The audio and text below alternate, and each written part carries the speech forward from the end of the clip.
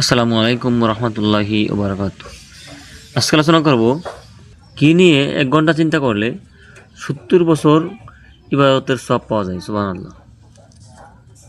এ সম্পর্কে ফাজাইলে আমল কিতাব আছে, যা আল্লাহ রাব্বুল আলামিনের কুদরত এবং সৃষ্টি নিয়ে 1 ঘন্টা চিন্তা করলে বা গবেষণা করলে 70 বছর ইবাদত করার চেয়েও উত্তম এবং এর চেয়ে বেশি সওয়াব পাওয়া যায়। সুবহানাল্লাহ।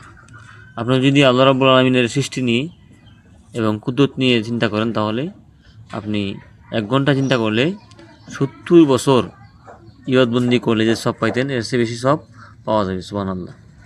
তবে এখানে এর ব্যাখ্যা হলো, আপনি যদি চিন্তা করেন যে আল্লাহ রাব্বুল আলামিন আকাশটা কীভাবে সৃষ্টি করছে, এই জমিন কীভাবে সৃষ্টি করছে, গাছপালা, অর্থাৎ আল্লাহ রাব্বুল আলামিনের কুদরত নিয়ে যদি চিন্তা করেন, তাহলে এই সবটা পাইবেন। এই জন্য আমরা প্রতিদিন যে কোনো সময় নিরিবিলি বসে আল্লাহ রাব্বুল আলামিনের কুদরত নিয়ে এবং সৃষ্টি নিয়ে চিন্তা করব।